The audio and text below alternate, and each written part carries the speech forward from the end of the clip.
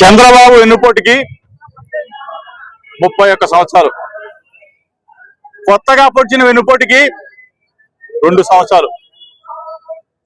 31 సంవత్సరాల క్రితం ఎన్టీ రామారావు గారిని వెన్నుపోటు పొడిచి అఖిల భారత వెన్నుపోటు సంఘానికి అధ్యక్షుడిగా నారా చంద్రబాబు నాయుడు గారు నిలిచారు. ఆయన చూపించిన రహదారి ఈరోజు రాజకీయాల్లో ఆది పురుషుడు, వెన్నుపోటుకి ఆది పురుషుడు చంద్రబాబు నాయుడు గారు అని చెప్పేసి ఏ ఒక్కళ్ళు చూసినా సరే భారతదేశంలో చంద్రబాబు నాయుడు గారిని చూపిస్తారు. ఈరోజు ఆయన నాకు తెలిసినంత వరకు తెలుగుదేశం పార్టీ అనేది ఎన్టీ రామారావు గారి పార్టీ, చంద్రబాబు నాయుడు గారి పార్టీ విపిపి పార్టీ, వెన్నుపోటు పార్టీకి అధ్యక్షుడు చంద్రబాబు నాయుడు. అది పెట్టుకుంటే భారతదేశంలో ఉన్న ప్రజలే కాదు, ప్రపంచంలో ఉన్న తెలుగు ప్రజలు మొత్తం కూడా హర్షిస్తారు. ఈరోజు 2 సంవత్సరాల క్రితం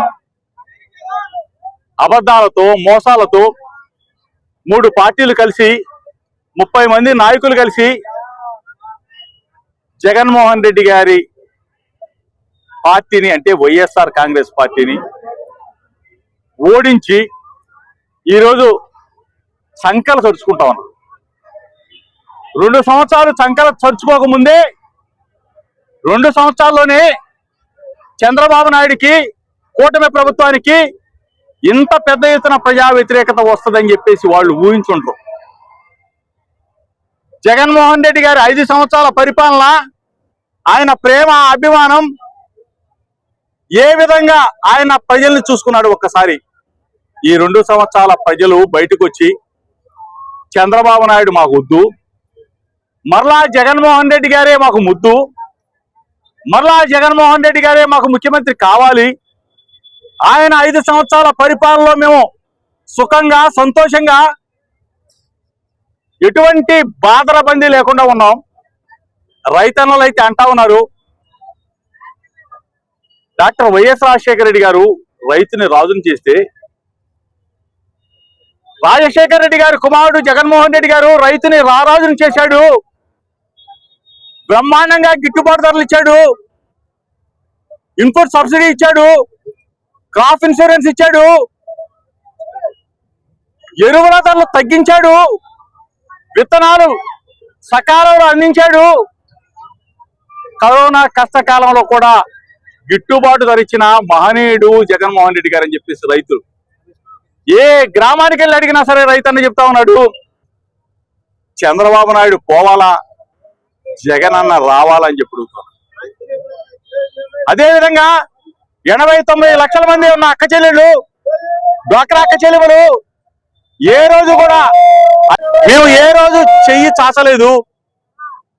అడిగిందే తడవుగా అమ్మఒడిచ్చాడు, అడిగిందే తడవుగా ఆసరా ఇచ్చాడు, అడిగిందే తడవుగా చేయూతిచ్చాడు, అడిగిందే తడవుగా పెన్షన్ ఇచ్చాడు, నేతన్న నేస్తం ఇచ్చాడు, కాపు నేస్తం ఇచ్చాడు.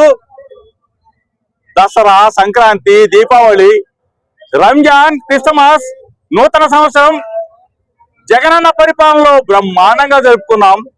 ఈ రోజున చిల్లి గవ్వలేదు. 2 సంవత్సరాల్లోనే చంద్రబాబు నాయుడు ఆయన మీద పెట్టుకున్న నమ్మకాన్ని పోగొట్టుకున్నాడు. చంద్రబాబు నాయుడు మాకు వద్దు, జగనన్నే కావాలి, జగనన్నే ముఖ్యమంత్రి కావాలని చెప్పేసి 80 లక్షల 90 లక్షల మంది ఉన్న అక్క చెల్లెమ్మలు ఆరోగ్యశ్రీ అటకెక్కించాడు.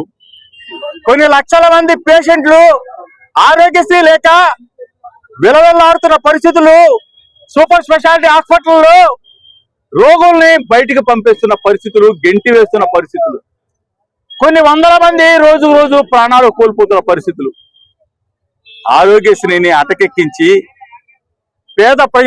పేదల ఆరోగ్యాన్ని క్షీణింపజేసి వాళ్ళని పొట్టన పెట్టుకున్న చంద్రబాబు నాయుడు మాకు అసలే వద్దు, మా ప్రాణాలను కాపాడిన డాక్టర్ వైఎస్ రాజశేఖర రెడ్డి గారి తనయుడు జగన్మోహన్ రెడ్డి గారే మాకు కావాలి, జగన్మోహన్ రెడ్డి గారే మాకు ముఖ్యమంత్రి కావాలి అని చెప్పేసి పేషెంట్లను అందిస్తున్న పరిస్థితులు.